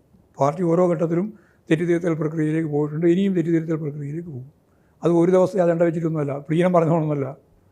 പാർട്ടിക്കകത്ത് എല്ലാ സന്ദർഭത്തിലും നടത്തിക്കൊണ്ടിരിക്കുന്ന ഒരു കാര്യമാണ്. സ്വയം വിമർശനം എന്ന് പറയുന്നത് തെറ്റുതിരുത്തൽ പ്രക്രിയയുടെ ഒരു ഭാഗം കൂടിയാണ്. അത് നടക്കും, ഇനിയും നടക്കും. നേതൃത്വം മാറണം എന്ന് പറഞ്ഞുകൊണ്ട് കീഴ്ഘടകങ്ങളിൽ നിന്ന് വരുന്ന വിമർശനങ്ങളുണ്ടല്ലോ. മാധ്യമസൃഷ്ടി എന്ന് പറഞ്ഞ് തള്ളിക്കളയുക. പക്ഷെ അപ്പോഴും പൊതുമണ്ഡലത്തിൽ അതൊക്കെ ചർച്ച ചെയ്യപ്പെടുന്നുണ്ട്. MP ഗോവിന്ദൻ, പിണറായി വിജയൻ രണ്ടുപേരും മാറേണ്ടതുണ്ട് എന്ന്. സംഘടനാപരമായി അത് എത്രമാത്രം സാധ്യമാണല്ല എന്നുള്ള സാങ്കേതികത്വമുണ്ട്. പക്ഷേ സംഘടനാപരമായിട്ടില്ല. സംഘടനാപരമായിട്ടുള്ള കാര്യം മാത്രമേ പാർട്ടിക്ക് കൈകാര്യം ചെയ്യാൻ പറ്റുള്ളൂ. അതാ കാര്യം. എന്ന് വെച്ചാൽ ഒരു സമ്മേളനം തിരഞ്ഞെടുത്ത് ഒരു സെക്രട്ടറിയെ മാറ്റാനൊന്നും കഴിയില്ല. ഇപ്പോൾ തിരുവനന്തപുരത്തൊക്കെ കണ്ടതുപോലെ അതില്ല. സംഘടനാപരമായിട്ട് നിങ്ങളോട് പറഞ്ഞാൽ നിങ്ങൾക്ക് അത് എത്രത്തോളം മനസ്സിലാവുമെന്ന് എനിക്കറിയില്ല. അതുകൊണ്ട് വിശദീകരിച്ചിട്ട് അതിൻ്റെ മേലെ വേറെ എന്തെങ്കിലും കിടക്കാൻ ഞാൻ ഉദ്ദേശിക്കുന്നില്ല. വിമർശനങ്ങളൊക്കെ തിരുത്താൻ വേണ്ടിയില്ലേ. ഞങ്ങൾ പറഞ്ഞില്ലേ, സ്വയം വിമർശനം എന്ന് പറഞ്ഞാൽ പാർട്ടിക്കകത്ത് തിരുത്തൽ പ്രക്രിയയാണ്. ആ തിരുത്തൽ പ്രക്രിയക്ക് എല്ലാം വിധേയമാണ്, എല്ലാവരും വിധേയമാണ്. അങ്ങനെയാണെങ്കിൽ സംസ്ഥാന സെക്രട്ടറി എന്തായിരിക്കും അതിൽ തിരുത്താൻ ഉദ്ദേശിക്കുന്നത്? ഞാൻ തിരുത്തേണ്ടത് എന്തൊക്കെയാണോ അതെല്ലാം ഞാൻ തിരുത്തും. പോരെ, അതാ പറഞ്ഞു. ഞാൻ എന്തൊക്കെ തിരുത്തണമെന്നാണോ പാർട്ടി സഖാക്കൾ ഉൾപ്പെടെ ഞാൻ ഉൾപ്പെടെ ബോധ്യപ്പെട്ട് പറയുന്നത് അതെല്ലാം ഞാനും തിരുത്താൻ ബാധ്യസ്ഥനാണ്. എല്ലാവരും, എല്ലാ പാർട്ടി മെമ്പർമാരും പാർട്ടി സഖാക്കളും പാർട്ടി നേതാക്കന്മാരും എല്ലാം ആ തിരുത്തൽ പ്രക്രിയയിൽ നിന്ന് ഒഴിഞ്ഞു നിൽക്കുന്നവരല്ല. ശരി, 100% ശരിയായ ഒരാളും ഭൂമുഖത്ത് ഉണ്ടാവില്ലല്ലോ. ശരിയാണ്. അവർ ശരിയിലേക്ക് പോയിക്കൊണ്ടിരിക്കുകയാണ്. ആ ശരിയിലേക്ക് പോകുമ്പോഴുണ്ടാവുന്ന തെറ്റുകൾ തിരുത്തി മുമ്പോട്ടേക്ക് പോകുക. റിവ്യൂ റിപ്പോർട്ടിൽ ഇപ്പോൾ നിങ്ങൾ ഈ പറയുന്ന റിവ്യൂ റിപ്പോർട്ടിലെ ഒരു പ്രശ്നമാണ് വെള്ളാപ്പള്ളിയുമായി ബന്ധപ്പെട്ടത്. അപ്പോൾ അതിലുൾപ്പെടെ തിരുത്തൽ വരുത്തേണ്ടതുമാണല്ലോ. അങ്ങ് പറഞ്ഞൊരു വാക്കുണ്ട്, ഊക്കോടെ പറഞ്ഞില്ല. വെള്ളാപ്പള്ളിക്കെതിരായിട്ടുള്ള നിലപാട് പറഞ്ഞിരുന്നു, പക്ഷെ ഊക്കോടെ പറഞ്ഞില്ല. പിണറായി വിജയൻ അതിനുശേഷം പറയുകയാണ്, എന്നെ പാർട്ടി തിരുത്തിയിട്ടില്ല. കാരണം വെള്ളാപ്പള്ളിയെ കാറിൽ വിളിച്ചുകൊണ്ട് പോയി എന്ന് പറയുന്ന ഒരു കാര്യത്തിന് എന്തെങ്കിലും അപാകതയുള്ളതായി പാർട്ടി കണ്ടെത്തിയിട്ടില്ല. അങ്ങനെയാണോ? അതെ, ശരിയാണ്. കാർ കയറി കൊണ്ടുപോകുന്നത് ഒരു പ്രശ്നമുള്ള കാര്യം. ആർക്കാണ് ഒരാൾ നടന്നു പോകുമ്പോൾ കാറുമായിട്ട് മറ്റൊരാൾ പോകുന്നു. അപ്പോൾ കുറച്ചും കൂടി പ്രായമുള്ള ഒരാൾ നടന്നു പോകുന്ന സന്ദർഭത്തിൽ അത് ഒരു ചെറിയ ദൂരത്തിൽ അവിടെ അയാൾക്ക് കാറില്ലാതെ ആളൊന്നുമല്ലല്ലോ വെള്ളാപ്പള്ളി നടന്നു പോകുമ്പോൾ അപ്പോൾ കണ്ട് കയറ്റി എന്നുള്ളത് അതിലെന്താ ഇപ്പോഴത്തെ വലിയ കുഴപ്പം? ആ കുഴപ്പമൊന്നുമില്ല. യഥാർത്ഥത്തിൽ വർഗീയ പ്രചാരവേല മുസ്ലിം വിരുദ്ധതയോടെ നടത്തുന്ന സന്ദർഭത്തിൽ ഞങ്ങൾ അതിനെ വിമർശിച്ചുവെങ്കിലും ആ വിമർശനം പൊതുബോധമാക്കി രൂപപ്പെടുത്തുന്നതിൽ അത്ര ഊന്നൽ നൽകുന്നതിലുള്ള വീഴ്ചയാണ് ഞങ്ങൾ കണ്ടത്. അത് ഞങ്ങൾ കണ്ടിട്ടുണ്ട്. പക്ഷേ ഈ കാര്യങ്ങളൊക്കെ പറയുന്ന അതേ വെള്ളാപ്പള്ളിയുമായിട്ട് വേദി പങ്കിട്ടു പിന്നീട് പിണറായി വിജയൻ. SNDPയുടെ ഒറ്റ കാര്യം, SNDPയുടെ തന്നെ പരിപാടിയിൽ. ഇന്ന് മാത്രമല്ല, അതിൽ ശ്രീനാരായണീയ മൂല്യങ്ങൾ ഏറ്റവും നന്നായി പാലിക്കുന്ന ആളാണ് വെള്ളാപ്പള്ളി എന്ന് പറയുന്നത്. ഇതെങ്ങനെ പൊരുത്തപ്പെടുക? അദ്ദേഹത്തിന് കൊടുക്കുന്ന ഒരു സ്വീകരണ പരിപാടിയുടെ ഭാഗമായിട്ട് പങ്കെടുക്കല്ലേ. അദ്ദേഹം ഇവിടെ ഏറ്റവും പ്രധാനപ്പെട്ട ഒരു സംവിധാനം ഉണ്ടല്ലോ, എല്ലാ വിഭാഗങ്ങളും ചേർന്നുകൊണ്ടുള്ള ഒരു നവോത്ഥാന സമിതി. അതിൻ്റെ ഭാഗമായിട്ടുള്ള പരിപാടി പങ്കെടുത്തു മാത്രമേ ഉള്ളൂ. അത്ര കണ്ടാൽ മതി. അതിൻ്റെ അകത്ത് വെറുതെ ആവശ്യമില്ലാത്ത രീതിയിലുള്ള ചർച്ച ഉണ്ടാക്കുന്നത് ബോധപൂർവം. അത് നവോത്ഥാന സമിതിയുടെ പരിപാടിയൊന്നുമല്ല. അതിൻ്റെ നേതാവാണല്ലോ അദ്ദേഹം. അതിന് പ്രസിഡന്റല്ലേ സംസ്ഥാന അടിസ്ഥാനത്തിലുള്ള. ഇങ്ങനെ ഒരാളാണോ നവോത്ഥാന സമിതിയുടെ പ്രധാനപ്പെട്ട? നവോത്ഥാനം എന്ന് പറഞ്ഞാൽ എന്താ വെച്ചാൽ കമ്മ്യൂണിസ്റ്റ് പാർട്ടിയാണോ നവോത്ഥാനം? നിങ്ങൾക്ക് തോന്നുന്ന പോലെ വേണം അവതരിപ്പിക്കുന്നത്. നിങ്ങൾ പറയും, മാർക്സ് തന്നെ റിവ്യൂ റിപ്പോർട്ടിലെ ശേഷമുള്ള വാർത്താ സമ്മേളനത്തിൽ പറയാണ്, നവോത്ഥാന വിഷയങ്ങൾ പറയുന്ന വെള്ളാപ്പള്ളിയെ ഞങ്ങൾ അംഗീകരിക്കും, വർഗീയത പറയുന്ന വെള്ളാപ്പള്ളിയെ ഞങ്ങൾ അംഗീകരിക്കില്ല. എന്റെ മാഷ് ഇത് തരാതരം ഒരാൾ പറഞ്ഞാൽ തരാതരല്ല. നിങ്ങൾ തന്നെ രണ്ടാളുണ്ട്, വേണുമായിട്ടുണ്ട്, വേണു അല്ലാതും ഉണ്ട്. രണ്ടും കൂടി ചേർന്നാളെ വേണു. ശരി. അതുപോലെ ഒരാളിൽ തന്നെ വർഗീയ വിഷം ചീറ്റുന്ന രീതിയിലുള്ള നിലപാടുണ്ട്. ചില സന്ദർഭങ്ങളിൽ അതിൽ നിന്ന് വ്യത്യസ്തമായ ഈ പറയുന്ന രീതിയിലുള്ള നവോത്ഥാന നിലപാട് സ്വീകരിക്കുന്ന സമീപനമുണ്ട്. ഞങ്ങളെ സംബന്ധിച്ചിടത്തോളം ഈ നവോത്ഥാന നിലപാട് സ്വീകരിക്കുന്ന സന്ദർഭത്തിൽ അതിനെ അംഗീകരിക്കുകയും വർഗീയ നിലപാട് സ്വീകരിക്കുന്ന സന്ദർഭത്തിൽ വർഗീയ നിലപാടിനെ ശക്തിയായി തുറന്ന് എതിർക്കുകയും ചെയ്യുക. എന്നിട്ട് പൊതുവായി വർഗീയതക്കെതിരായ പോരാട്ടത്തിൻ്റെ മുമ്പിൽ നിൽക്കുക. അതാണ് ഞങ്ങൾ ഉദ്ദേശിക്കുന്നത്. അതിലൊരു അവസരവാദപരമായ നിലപാടുമില്ല. ഇതാണ് ശരി. സച്ചിദാനന്ദനെ പറ്റി പറഞ്ഞതും അങ്ങനെ തന്നെയാണ്. സച്ചിദാനന്ദൻ എത്ര നല്ല സുന്ദരമായ കവിതകൾ എഴുതിയിട്ടുണ്ട്. അദ്ദേഹത്തിൻ്റെ ഇടതുപക്ഷ രൂപമില്ലേ. പക്ഷേ ആ ഇടതുപക്ഷ രൂപം ഉള്ളപ്പോൾ തന്നെ വലതുപക്ഷ ആശയങ്ങൾ അദ്ദേഹം ശക്തിയായിട്ട് മുന്നോട്ട് വെക്കുന്നുണ്ട്. അതാണ് രണ്ടും കാര്യം. അത് ഗംഭീര മറുപടി തന്നെയാണ്. അല്ല ഞാൻ പറഞ്ഞത്, പിണറായി വിജയൻ വെള്ളാപ്പള്ളി നടേശന്റെ പരാമർശങ്ങൾ മുസ്ലിം ലീഗിനെതിരാണ്, മുസ്ലിം സമുദായത്തിനെതിരല്ല എന്ന ഒരു ന്യായീകരണം കൂടി, ഒരു മുസ്ലിം വർഗീയത എന്ന രീതിയിൽ ഞങ്ങൾ വർഗീയത എതിർക്കുന്നുണ്ട്. മുസ്ലിം ജമാഅത്തെ ഇസ്ലാമി അതുപോലുള്ള സംഘടനകൾ, അതിപ്പം ലീഗും കൂടി ആ തലത്തിലേക്ക് മാറുകയാണ്. അതായത് മതപരമായിട്ട് ആളുകളെ അണിനിരത്തുകയും വർഗീയ ധ്രുവീകരണത്തിലേക്ക് അവരെ നയിക്കുകയും ചെയ്യുന്ന തലത്തിലേക്ക് കാര്യങ്ങൾ ജമാഅത്തെ ഇസ്ലാമിൻ്റെ ശിക്ഷണത്തിൽ ഇപ്പോഴും ലീഗ് അണികൾ കേരളത്തിൽ ഈ തെരഞ്ഞെടുപ്പിൻ്റെ ഭാഗമായിട്ട് കൈകാര്യം ചെയ്തിട്ടുണ്ട്. നല്ലപോലെ പറഞ്ഞിട്ടുണ്ട്. അല്ല, വെള്ളാപ്പള്ളി മുസ്ലിങ്ങൾക്കെതിരായിട്ടാണ് പറഞ്ഞത്. അതാണല്ലോ ഞങ്ങൾ തീർച്ചയായും. അന്ന് പിണറായി അത് പറഞ്ഞില്ല, ഞങ്ങൾ ന്യായീകരിക്കുകയും ചെയ്തു. ഞങ്ങൾ ഇതിനകത്ത് പറഞ്ഞ കാര്യം ഞാൻ പറഞ്ഞു. ഞങ്ങൾ പൊതുവെ എടുത്തത് വർഗീയതക്കെതിരായ ഉറച്ച നിലപാട് സ്വീകരിച്ച് മുമ്പോട്ടേക്ക് പോകുമ്പോൾ അതൊരു പൊതുബോധമാക്കുന്നതിൽ ഞങ്ങളതിൻ്റെ മുൻപന്തിയിലുണ്ട് എന്ന ഒരു ധാരണ രൂപപ്പെടുത്താൻ കഴിഞ്ഞില്ല. അതാണ് ഞാൻ പറഞ്ഞത്. ഊക്കോടെ ഞങ്ങൾക്ക് അതിൻ്റെ മേലെ നിൽക്കാൻ പറ്റിയില്ല. അത് ദൗർബല്യമാണ്. ഞങ്ങൾ അംഗീകരിച്ചു. PM ശ്രീയുമായി ബന്ധപ്പെട്ട് വിജയ, PM ശ്രീയുടെ കാര്യത്തിൽ ഇപ്പോൾ കഴിഞ്ഞ വാർത്താ സമ്മേളനത്തിൽ M സ്വരാജിനോട് തുടർച്ചയായി മാധ്യമങ്ങൾ ചോദിച്ച സമയത്ത് പദ്ധതി നടപ്പാക്കാൻ വേണ്ടിയല്ല ഞങ്ങൾ കരാറിൽ ഒപ്പിട്ടത് എന്ന മറുപടിയാണ് അദ്ദേഹം പറയുന്നത്. അത് സാങ്കേതികമായി പോലും നിലനിൽക്കുന്നതാണോ ആ മറുപടി? PM ശ്രീ എന്ന് പറയുന്നത് കേന്ദ്ര ഗവൺമെൻറ്റിൻ്റെ കാവ്യവൽക്കരണ പ്രക്രിയയുടെ ഭാഗമായിട്ടൊരു പരിപാടിയാണ്. ആ പരിപാടിയാണെന്നാണ് പാർട്ടിയുടെ അക്കാലത്തെയും ഒപ്പിട്ട സന്ദർഭത്തിലും ഇല്ലാത്ത സന്ദർഭത്തിലും എല്ലാം ഉള്ള ഞങ്ങളുടെ നിലപാട്. ഗവൺമെൻറ്റിൻ്റെ വളരെ ഗൗരവതരമായ സാമ്പത്തിക പ്രശ്നവും പ്രതിസന്ധിയൊക്കെ രൂപപ്പെട്ടപ്പോഴാണ് PM ശ്രീയിൽ ഒപ്പിട്ടാൽ മാത്രമേ SSK ഉൾപ്പെടെയുള്ള ഫണ്ട് കിട്ടുള്ളൂ എന്നുള്ള പ്രശ്നം വന്നപ്പോഴാണ് എന്തു വേണമെന്ന് ആലോചിച്ചത്. അപ്പോൾ അത് കൃത്യമായി കൈകാര്യം ചെയ്ത് നടപ്പിലാക്കുന്നതിൽ വീഴ്ചയുണ്ടായിട്ടുണ്ട്. ആ വീഴ്ച ഞങ്ങൾ കണ്ടതുമാണ്. ആ വീഴ്ച ഞാൻ പത്രസമ്മേളനം തന്നെ വ്യക്തമാക്കുകയും ചെയ്താണ്. LDFൻ്റെ അകത്ത് വേണ്ടത്ര ചർച്ച ചെയ്തില്ല, മന്ത്രിസഭയിൽ വേണ്ടത്ര ചർച്ച ചെയ്യില്ല. അങ്ങനെ വന്ന ഒരു സ്ഥിതിയാണ്. അപ്പോൾ സ്വാഭാവികമായിട്ടും അപ്പോൾ വലിയ രീതിയിൽ കോൺഗ്രസിൻ്റെ ലീഗിൻ്റെ നേതാക്കന്മാർ VD സതീശൻ അതുപോലെ തന്നെ കുഞ്ഞാലിക്കുട്ടി ഇവരെല്ലാം ഇതിനെ ഒരു തരത്തിലും അംഗീകരിക്കില്ല, ഇതിനെ അറബിക്കടലിലേക്ക് എറിയേണ്ടതാണ്, ചവറ്റുകോട്ടയിലേക്ക് എറിയേണ്ടതാണ്, ഞങ്ങൾ അധികാരത്തിൽ വന്ന ഇത് ആ നിമിഷം ഒഴിവാക്കുന്നതാണ്, അവസാനിപ്പിക്കുന്നതാണ് എന്നെല്ലാമുള്ള പ്രചരണം വന്നു. ഈ പ്രചരണത്തിൻ്റെ എല്ലാം ഒരു പ്രത്യേക ഘട്ടത്തിൽ പാർട്ടി തന്നെ ആലോചിച്ചിട്ട് തീരുമാനിച്ചു, ഒരു കാര്യം ചെയ്യാം, ഇനി ഇത് തുടരേണ്ടയില്ല. അങ്ങനെ അത് അവിടെ മരവിപ്പിച്ചു. ഇതാ ചെയ്തത്. എന്നിട്ട് ഒരു ഉപസമിതി വെച്ചു. ആ ഉപസമിതിയുമായി ബന്ധപ്പെട്ടുകൊണ്ട് പിന്നീട് കാര്യങ്ങൾ മുന്നോട്ടേക്ക് കൊണ്ടുപോയില്ല. കാരണം അവസാനിപ്പിച്ചു എന്നർത്ഥം അവിടെ. അല്ല, ഒപ്പിടുമ്പം ഇത് ഒപ്പിടേണ്ടതില്ലെന്ന് ഗോതമാഷെ, ഒപ്പിടേണ്ട എന്ന തീരുമാനം പാർട്ടി നേരത്തെ എടുത്തത് അവിടെ നിൽക്കുമ്പോഴാണ് ഒപ്പിട്ടത്. അതില്ല ഞാൻ പറഞ്ഞത്. അതിൻ്റെ അത് പാർട്ടി ചർച്ച ചെയ്തോന്നാണ് ഞാൻ ചോദിക്കാൻ ഞാൻ പറഞ്ഞല്ലോ, അതിന് ഒഴിവാക്കാൻ തീരുമാനിച്ചത്. അല്ല, ഒപ്പിടുന്നതിന് മുമ്പ് ഒരു ചർച്ച നടന്നു എന്നുള്ളതാണ്. ഒപ്പിടുന്നതിന് മുമ്പ് ഒരു പ്രാവശ്യമൊന്നുമല്ല, നിരവധി പ്രാവശ്യം ചർച്ച ചെയ്തിട്ടുണ്ട്. ചർച്ച നടന്നില്ല അങ്ങനെ ഞങ്ങൾ പറയാം. അല്ല, അപ്പോൾ ഒപ്പിടാൻ തീരുമാനിച്ചിരുന്നോ? ഒപ്പിടാൻ തീരുമാനിക്കുകയല്ല ചെയ്തത്. അത് സംബന്ധിച്ചിടത്തോളമുള്ള നിലപാട് സ്വീകരിക്കണമെങ്കിൽ മന്ത്രിസഭയിലും അതുപോലെ തന്നെ LDFിലും ഒക്കെ ചർച്ച ചെയ്ത് തീരുമാനിക്കണ്ടേ. ആ തീരുമാനത്തിലേക്ക് പോയില്ല എന്നുള്ളതാണ് അതിൽ വന്നിട്ടുള്ള വശം. അത് നമ്മൾ അന്നേരം തന്നെ സംഭവിച്ചിട്ടുള്ളതാണ്. അതിൻ്റെ ഭാഗമായിട്ട് നടത്തേണ്ടതില്ല തീരുമാനിച്ചു. ഇപ്പം അതല്ല പ്രശ്നം. ഇപ്പം നിങ്ങളെന്താ അതിലേക്ക് കയറുന്നത്? നിങ്ങളിപ്പോൾ വളരെ ശക്തിയായിട്ട് നടപ്പിലാക്കും എന്ന് VD സതീശൻ പറഞ്ഞല്ലോ. അങ്ങനെ നടപ്പിലാക്കും എന്ന് പറഞ്ഞപ്പോൾ നിങ്ങൾക്ക് ആർക്കും ഒരു വൈകാരികമായ തരവില്ലല്ലോ.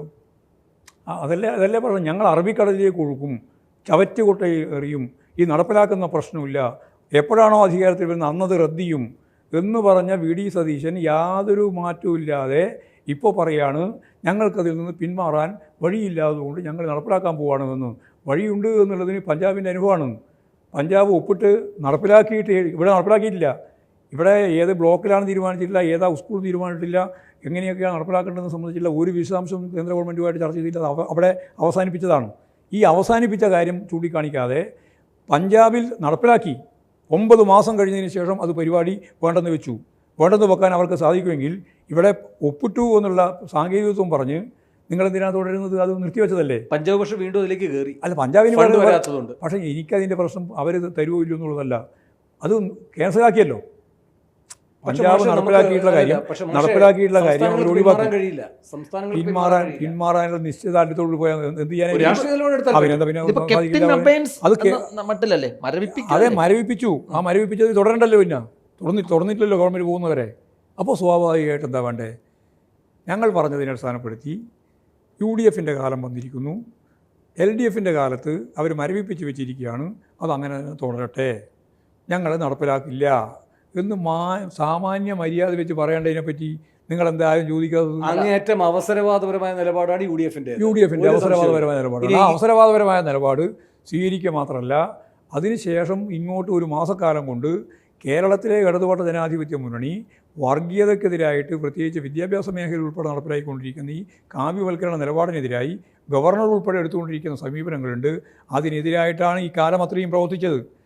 ഇപ്പോഴും വർഗീയതയ്ക്കെതിരായിട്ട് പ്രവർത്തിക്കുന്നു എന്നുള്ള വ്യാജേന 19 സെനറ്റ് അംഗങ്ങളെ RSSൽ നിന്ന് തെരഞ്ഞെടുത്ത് MG യൂണിവേഴ്സിറ്റിയുടെ ഭാഗമാക്കി മാറ്റിയിരിക്കുകയാണ്. 19 VCയെ തന്നെ മാറ്റിയിരിക്കുകയാണ്. അവിടെ ഉണ്ടായിരുന്ന VCയെ മാറ്റി RSകാരനായിട്ടുള്ള ഒരു VC അല്ലെങ്കിൽ അവർക്ക് വേണ്ടി നിൽക്കുന്ന മാമൂദിനെ അവിടെ കൊണ്ടുവന്നിരിക്കുകയാണ്. അപ്പോഴും ഒരക്ഷരം പറയാൻ ഉന്നത വിദ്യാഭ്യാസ വകുപ്പ് മന്ത്രിയുമില്ല, മുഖ്യമന്ത്രിയുമില്ല, ആരും തന്നെയില്ല.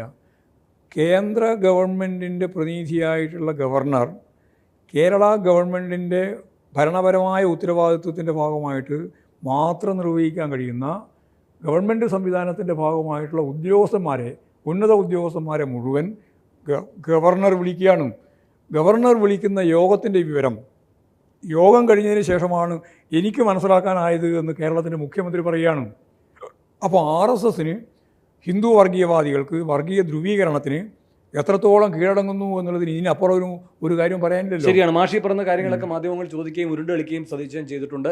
ഞങ്ങൾക്ക് സമയം അവസാനിക്കുന്നുണ്ട്. വേഗം ഒരു കാര്യം കൂടി മാഷ്, പത്മകുമാറിൻ്റെ കാര്യത്തിൽ സംസ്ഥാന നേതൃത്വം എന്ത് തീരുമാനമെടുക്കും? സംസ്ഥാന നേതൃത്വത്തിന് വേറെ ഒരു കാര്യം എടുക്കേണ്ട കാര്യമില്ല. അതിൻ്റെ അകത്ത് എന്താ കാര്യം വെച്ചാൽ, പത്മകുമാറിൻ്റെ മേലെ എന്താണ് ചാർജ്? 2 ചാർജാണ് വരാൻ സാധ്യത. ഒന്ന്, സ്വർണ്ണക്കൊള്ളക്ക് ഒപ്പം നിന്നു. 2, സ്വർണ്ണക്കൊള്ള നടക്കുമ്പോൾ അതിൻ്റെ നേതൃത്വത്തിലുള്ള, ഭരണ നേതൃത്വത്തിലുള്ള ഒരാളെന്ന രീതിയിൽ അതിൽ ജാഗ്രത കുറവുണ്ടായി, അല്ലെങ്കിൽ ഇത് രണ്ടുമായി. ഈ 2ആണ് വരാൻ സാധ്യതയുള്ളത്. ഇതിലേതാണ് എന്ന് മനസ്സിലാക്കാതെ ഒരു നിലപാട് സ്വീകരിക്കാൻ ഞങ്ങൾക്കാവില്ല. അദ്ദേഹം ജയിലിലുമാണ്. ആ സന്ദർഭത്തിൽ ഞങ്ങൾ തീരുമാനിച്ചു ഇപ്പോഴും ഒരു നടപടിയിലേക്കല്ല പോകേണ്ടത്. കാരണം ജയിലില്ല, ഞങ്ങളൊന്നും ചെയ്യാനില്ല, പ്രവർത്തന രംഗത്തില്ല, ജയിലിലാണുള്ളത്. സ്വാഭാവികമായിട്ടും ജയിലിൽ നിന്ന് വരുമ്പോഴും നിലപാട് സ്വീകരിക്കാൻ. ജയിലിൽ നിന്ന് വന്ന ആ നിമിഷം ഞങ്ങൾ ഒരു കാര്യം തീരുമാനിച്ചു. സംസ്ഥാന കമ്മിറ്റി തന്നെ അദ്ദേഹത്തെ എല്ലാ പ്രവർത്തന മേഖലയിൽ നിന്നും ഒഴിവാക്കി. അദ്ദേഹം ജില്ലാ കമ്മിറ്റി മെമ്പറായിട്ടാണല്ലോ റെക്കോർഡ്. ഒരു സംഘടനാ പ്രവർത്തനത്തിലും നിൽക്കേണ്ടതില്ല എന്നും അദ്ദേഹം വന്നതിന് ശേഷം അദ്ദേഹത്തോട് വിശദീകരണം ആവശ്യപ്പെട്ട് ആവശ്യമായ സംഘടനാ നിലപാട് സ്വീകരിക്കാൻ അവരാണ് തീരുമാനിക്കേണ്ടത്. ജില്ലാ കമ്മിറ്റി മെമ്പറാണല്ലോ, അവരാണ് പത്തനംതിട്ട ജില്ലാ കമ്മിറ്റിയാണ് തീരുമാനിക്കേണ്ടത്. ജില്ലാ കമ്മിറ്റി തീരുമാനിക്കട്ടെ എന്നും പറഞ്ഞു. അതാണ് ഈ രണ്ട് ചാർജും ഒരുമിച്ച് കുറ്റപത്രത്തിൽ വരികയാണെങ്കിൽ പാർട്ടി തുടരാൻ പറ്റുമോ പത്മകുമാറിന്? അത് പറ്റൂല. അല്ല, അങ്ങനെ ആലോചിക്കും. മാഷിദിൽ ആദ്യം വാർത്താ സമ്മേളനം നടത്തുമ്പോൾ പറഞ്ഞൊരു കാര്യമുണ്ട്, വേവട്ടെ, നല്ലോണം വേവട്ടെ, കോടതിയുടെ വിധി വരട്ടെ എന്നിട്ട് തീരുമാനിക്കില്ല. വിധിയല്ല, ഞങ്ങൾ ആദ്യം പറഞ്ഞത് കോടതി ഒന്നുമില്ലെങ്കിൽ ഒരു ചാർജ് ഷീറ്റെങ്കിലും കൊടുക്കട്ടെ. അപ്പോൾ മാഷ എന്ന് പറഞ്ഞ SITന്റെ വിധിയല്ല, ഇനിയും എത്രയോ കൊല്ലം പിടിക്കുമല്ലോ. ഈ പത്മകുമാറിന്റെ കയ്യിൽ എന്തൊക്കെയോ കാര്യങ്ങളുണ്ട് എന്നും അതിങ്ങനെ അറസ്റ്റ് ചെയ്തതുകൊണ്ട് മാത്രം കാര്യം ശരിയാകുമോ? ഇനി എന്തെല്ലാം നടപടിക്രമങ്ങൾ വരാനുണ്ട്? പകുതി വെന്തിട്ട് നിലപാട് സ്വീകരിക്കാനാകില്ല. നല്ലോണം വേവട്ടെ. അറസ്റ്റ് ചെയ്തതുകൊണ്ട് ഒരാൾക്കെതിരെ നടപടി എടുക്കാനാകില്ല. കോടതി ശിക്ഷിക്കട്ടെ, അപ്പോൾ നിലപാട് സ്വീകരിക്കും. കോടതി ശിക്ഷിക്കട്ടെ എന്നുള്ളത് ആദ്യത്തെ നമ്മുടെ ധാരണ പറഞ്ഞതാണ്. പിന്നെ ഞങ്ങളത് കുറച്ചു. കോടതി ശിക്ഷിക്കാൻ വേണ്ടി എത്രയോ കൊല്ലം പിടിക്കും. അപ്പോൾ നടപടി പ്രകാരം നമുക്ക് മുന്നോട്ട് കൊണ്ടുപോകാൻ പറ്റില്ല. അപ്പോൾ ഞങ്ങൾ ആലോചിച്ചു, എന്നാൽ പിന്നെ ഒന്നുമില്ലെങ്കിൽ ഇതിൻ്റെ ചാർജ് ഷീറ്റെങ്കിലും കൊടുക്കട്ടെ എന്ന രീതി ഞാൻ പിന്നീട് പറഞ്ഞിട്ടുണ്ട്. അത് ആദ്യം കൊടുത്തത് മാത്രമേ നിങ്ങളുടെ കയ്യിലുള്ളൂ, നിങ്ങൾക്ക് ആവശ്യമുള്ളത് മാത്രമേ നിങ്ങൾ എടുക്കുകയുള്ളൂ. ചാർജ് ഷീറ്റ് തീരുമാനം എടുക്കുമെന്ന് പറഞ്ഞു. അതിനടിസ്ഥാനപ്പെടുത്തിയിട്ട് ഇപ്പോഴും അത് തന്നെയാണ് തീരുമാനിക്കുന്നത്. ഇനിയിപ്പോൾ ചാർജ് ഷീറ്റെല്ലാം കൊടുത്തു വരുമ്പോൾ എന്തെല്ലാമാണ് എന്നുള്ള കാര്യം വീണ്ടും അദ്ദേഹത്തിന് നോട്ടീസ് കൊടുത്ത് ആവശ്യമായ നിലപാട് സ്വീകരിക്കേണ്ടി വരും. ഞങ്ങൾക്കത് ഞങ്ങൾ എന്തിനു ഭയപ്പെടുന്നത്? വെറുതെ ആവശ്യമില്ലാതെ ആരുടെയെങ്കിലും ഭീഷണിയോ അദ്ദേഹം ആ രീതിയിലൊരു കാര്യം പറഞ്ഞിട്ടില്ല എന്നാണ് അദ്ദേഹം പറയുന്നത്. സംഘടനാപരമായ ഒരു ചോദ്യം മാഷേ, ഇപ്പോൾ ജില്ലാ കമ്മിറ്റി ഇങ്ങനെ അഭിപ്രായം പറഞ്ഞെങ്കിലും ഇപ്പോൾ ഒരു കീഴ്ഘടകമാണല്ലോ അത്. സ്റ്റേറ്റ് കമ്മിറ്റിക്ക് അത് തിരുത്താം, ഒരു സംശയവുമില്ല. അതങ്ങനെയല്ല, അതിൻ്റെ മേൽ കടുത്ത നടപടി തന്നെ വേണ്ടതുണ്ട് എന്ന തീരുമാനമെടുക്കാം. കർശന നടപടി എന്ന നിർദ്ദേശമാണ് താഴേക്ക് കൊടുത്തിട്ടുമുണ്ടായിരുന്നത്. അപ്പോൾ അതിനകത്ത് ആ കർശന നടപടിയാണോ? കർശന നടപടി സസ്പെൻഷൻ എന്ന് പറഞ്ഞാൽ പൂർണ്ണമായിട്ടുള്ള കർശനമായ നടപടി അതിനപ്പുറം പുറത്താക്കലേ ഉള്ളൂ. അല്ല, ഫലത്തിൽ അതല്ലേ കാര്യം. സസ്പെൻഷൻ എന്ന് പറഞ്ഞാൽ പാർട്ടി സംഘടനാപരമായിട്ടുള്ള നടപടികളിൽ അഞ്ചാമത്തെ നടപടിയാണ്. 6ാമത്തെ നടപടിയാണ് പുറത്താക്കൽ. അപ്പോൾ പുറത്താക്കൽ നടപടി മാത്രമേ ബാക്കിയുള്ളൂ. ബാക്കി വളരെ ഗൗരവമുള്ള നടപടിയാണ് സസ്പെൻഡ് ചെയ്യുക എന്ന് പറഞ്ഞാൽ. പാർട്ടി മെമ്പർഷിപ്പ് സസ്പെൻഡ് ചെയ്യുക, അതാ കാര്യം. ജില്ലാ കമ്മിറ്റിയിൽ നിന്നല്ല സസ്പെൻഷൻ മെമ്പർഷിപ്പിൽ നിന്നാണ്. അപ്പോൾ മെമ്പർഷിപ്പ് സസ്പെൻഷൻ എന്ന് പറഞ്ഞാൽ വളരെ വലിയ നടപടിയാണ്. പക്ഷേ പല മാധ്യമങ്ങൾക്ക് ഈ സസ്പെൻഷൻ എന്ന് പറഞ്ഞാൽ കോൺഗ്രസിൻ്റെ സസ്പെൻഷൻ പോലെ നാളെ രാവിലെ ഇങ്ങോട്ട് വരാൻ പറ്റുന്ന രീതിയിലുള്ള സസ്പെൻഷൻ അല്ല. ഞങ്ങളെ സംബന്ധിച്ചിടത്തോളം സസ്പെൻഷൻ ഞങ്ങളുടെ അച്ചടക്ക നടപടിയിലെ ഏറ്റവും അവസാനത്തെ പുറത്താക്കലിന് തൊട്ടു മുമ്പുള്ള നടപടിയാണ്. അങ്ങനെ പറയുമ്പോൾ യഥാർത്ഥത്തിൽ പത്മകുമാർ അങ്ങനെ തന്നെ ആയിരുന്നല്ലോ. ഒരു ചുമതലയില്ലാതെ മാറ്റി നിർത്തിയിരിക്കുകയായിരുന്നല്ലോ. സാങ്കേതികമായി പാർട്ടി നടപടി പ്രകാരം സസ്പെൻഷൻ എന്ന് പറഞ്ഞില്ലെങ്കിലും അത് തന്നെയാണ് അവസ്ഥ. അതായത് മാറ്റി നിർത്തുക എന്ന് പറയുന്നത് ഒരു നടപടിയല്ല. അങ്ങനെ ഒരു നടപടിയില്ല. സമ്മതിച്ചു. ഞങ്ങൾ ഈ പ്രത്യേക പരിതസ്ഥിതിയിൽ അദ്ദേഹം ജയിലിൽ നിന്ന് വരുന്നു. അപ്പോൾ ഇലക്ഷൻ പ്രവർത്തനം ഉൾപ്പെടെയുള്ള സംഘടനാ പ്രവർത്തനത്തിലാണ് സ്വാഭാവികമായിട്ട് ഞങ്ങളെല്ലാം ഉള്ളത്. ആ സന്ദർഭത്തിൽ ഇദ്ദേഹം സംഘടനാ പ്രവർത്തനത്തിലേക്ക് വരാൻ പാടില്ല. അങ്ങനെ സംഘടനാ പ്രവർത്തനത്തിലേക്ക് വരാതിരിക്കണം എന്ത് വേണം? സംഘടനാ പ്രവർത്തനത്തിലേക്ക് വരാതിരിക്കത്തക്ക രീതിയിലുള്ള നടപടി സ്വീകരിക്കണം. അത് ഭരണഘടനാപരമായ നടപടിയല്ല താനും. അതുകൊണ്ട് മാറ്റി നിർത്തുക എന്നുള്ള നിലപാട് സ്വീകരിച്ചു. എന്നിട്ട് മാറ്റി നിർത്തിയിട്ട് വിശദീകരണം ചോദിക്കുകയും ആവശ്യമായ സംഘടനാ നടപടി സ്വീകരിക്കുകയും ചെയ്യുക. ഇതാണ് പ്രവർത്തനം. പക്ഷേ മാഷ് ഇപ്പോൾ പലപ്പോഴും സംസാരിക്കുമ്പോൾ കുറച്ച് താത്വികമായിട്ടൊക്കെ പറയാറുണ്ടല്ലോ, കാര്യകാരണ ബന്ധങ്ങൾ എന്ന് പറയുന്ന പോലെ. ഇപ്പോൾ നിങ്ങൾ ഈ സസ്പെൻഷൻ എന്ന് പറയുന്ന തീരുമാനം എടുക്കുന്നതിന് മുൻപ് വരെ സുഹൃത്തുക്കളോട് കാര്യങ്ങൾ പറയുക, പത്മകുമാർ ഓരോരോ വിവരങ്ങളായി പുറത്തു വരിക. നിങ്ങൾ സസ്പെൻഡ് ചെയ്തു, അപ്പോൾ പത്മകുമാർ ഈ സുഹൃത്തുക്കളോട് വെളിപ്പെടുത്തൽ നടത്തുന്ന അപ്പോൾ അത് സംബന്ധിച്ച് ഞങ്ങൾ ചർച്ച ചെയ്തപ്പോൾ പറഞ്ഞതൊന്നും ശരിയല്ല എന്നാണ്. അദ്ദേഹം ആരോടും പറഞ്ഞിട്ടില്ല എന്നാണ് പറഞ്ഞത്. പത്മകുമാറിനെ പറഞ്ഞത് ഞാൻ ഇങ്ങനെയുള്ള കാര്യങ്ങളൊന്നും ആരോടും പറഞ്ഞിട്ടില്ല എന്നാണ്. അപ്പോൾ അതുകൊണ്ട് അപ്പോഴും മനസ്സിലാക്കേണ്ട ഒരു കാര്യം, സസ്പെൻഷൻ വന്നതിന് ശേഷം പിന്നെ ആർക്കും ഈ പറയുന്ന പത്മകുമാർ പറയാതെ തന്നെ പറഞ്ഞുകൊണ്ടിരിക്കുന്ന സുഹൃത്തുക്കൾ നിശബ്ദരായി. ഇതൊക്കെ ജനം കണ്ടുകൊണ്ടിരിക്കുന്നുണ്ട്. ജനം ഇതെല്ലാം കൃത്യമായി മനസ്സിലാക്കുന്നുണ്ട്. നിങ്ങൾ പറയുന്നത് മാത്രമാണ് ജനം. 5 കൊല്ലം കഴിഞ്ഞിട്ട് മാഷെ പിന്നെ ഇതും തിരുത്താൻ നിൽക്കരുത്. ഇല്ല, ഞങ്ങൾക്ക് എന്ത് തിരുത്തേണ്ട കാര്യം? ഞാൻ അന്ന് പറഞ്ഞത് തന്നെ ഇപ്പം തിരുത്തുന്നില്ലല്ലോ. ഞങ്ങൾ അന്നും ഇന്നും ഒരേ നിലപാടാണ്. തെറ്റായ ഒരു നിലപാടിനും ഞങ്ങൾ കൂട്ടുനിൽക്കില്ല. ആര് എന്നുള്ളതിനെ സംബന്ധിച്ചിടത്തോളം അന്വേഷിച്ചിട്ടല്ല ഞങ്ങൾ നിലപാട് സ്വീകരിക്കുക. ആരാണോ ഉത്തരവാദി അവർ ശിക്ഷിക്കപ്പെടണം. ഇതാണ് ശബരിമല പ്രശ്നത്തിൻ്റെ അകത്ത് അന്നേ ഞങ്ങൾ എടുത്ത നിലപാട്. അതിൽ ഒരാളെയും സംരക്ഷിക്കാനുള്ള ഉത്തരവാദിത്വം ഞങ്ങൾ ഏറ്റെടുക്കില്ല. എനിക്കൊരു കാര്യം ചോദിക്കാം മാഷ്, ഇപ്പം ഓരോ മണ്ഡലത്തിലും തോൽവിക്ക് ഓരോരോ കാരണങ്ങളുണ്ട്. പയ്യന്നൂരിൽ ഒരു പർട്ടിക്കുലർ റീസൺ ഉണ്ടല്ലോ, ആ റീസൺ കണ്ടെത്തിയിട്ടുണ്ട് പാർട്ടി. അതിനൊരു പരിഹാരം ഉണ്ടാകട്ടെ. ഇപ്പോഴും ആ റീസൺ അവിടെ പരിഹാരം ഉണ്ടാക്കാൻ ആവശ്യമായ സംഘടനാപരമായ നിലപാട് സ്വീകരിക്കും. മധുസൂദനൻ പാർട്ടിയിൽ തുടരുമോ?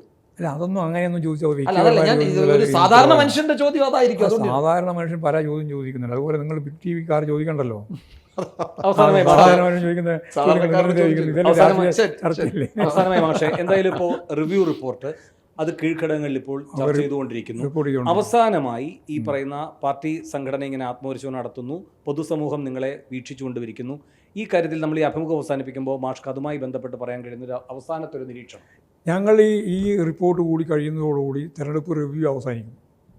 ഈ തെരഞ്ഞെടുപ്പ് റിവ്യൂവിൻ്റെ ഭാഗമായിട്ട് ഞങ്ങൾ ഇനി അങ്ങോട്ട് കേരളത്തിലെ ജനങ്ങളെ അഭിമുഖീകരിക്കുമ്പോൾ അതിന് പറ്റുന്ന ഒരു കഴിവുള്ള, ശേഷിയുള്ള, ഊർജ്ജസ്വലമായ, പ്രത്യശാസ്ത്രപരവും രാഷ്ട്രീയവും സംഘടനാപരവുമായ കരുത്തുറ്റ ഒരു പ്രസ്ഥാനം communist party of India Marxist എന്ന രീതിയിൽ ശക്തിപ്പെടുത്തുന്നത് എങ്ങനെ, അതിൻ്റെ കർമ്മ പദ്ധതികൾ എന്തൊക്കെ, വർഗ ബഹുജന സംഘടനയിൽ പ്രവർത്തിക്കുന്നവർ എങ്ങനെയാണ് സജീവമായിട്ട് ഇനിയും മുന്നോട്ടേക്ക് വളരെ ശരിയായ ദിശാബോധത്തോടെ പ്രവർത്തിക്കേണ്ടത്, അതേപോലെ പാർട്ടി ഘടകങ്ങൾ താഴെ പാർട്ടി അംഗങ്ങൾ മുതൽ പാർട്ടി സംസ്ഥാന കമ്മിറ്റി സെൻട്രൽ സെക്രട്ടേറിയറ്റ് വരെ എങ്ങനെയാണ് ശരിയായ ദിശാബോധത്തോടെ പ്രവർത്തിപ്പിക്കാൻ നമുക്കാവേണ്ടത് എന്നുൾപ്പെടെയുള്ള കാര്യങ്ങൾ ഞങ്ങൾ എക്സ്റ്റൻഡഡ് സ്റ്റേറ്റ് കമ്മിറ്റിയുടെ ഭാഗമായിട്ട് സംസ്ഥാന തലത്തിലും ജില്ലാ തലത്തിലും ഏരിയ തലത്തിലും ഉൾപ്പെടെ വളരെ ഗൗരവപൂർണമായ പഠനവും പരിശോധനയും തിരുത്തലും വരുത്താനാവശ്യമായ വർക്കിലൂടെ കേരളത്തിലെ communist party of India Marxist സജീവമായ സംഘടനാ പ്രവർത്തനവും അതിനുതകുന്ന രീതിയിലുള്ള രാഷ്ട്രീയ പ്രത്യശാസ്ത്ര ഉള്ളടക്കവും കൈകാര്യം ചെയ്യുന്നൊരു പാർട്ടി സംവിധാനമാക്കി രൂപപ്പെടുത്താനാണ് പാർട്ടി ഉദ്ദേശിക്കുന്നത്. അതാണ് പാർട്ടിയുടെ ഇനി അങ്ങോട്ടുള്ള ഉന്നം.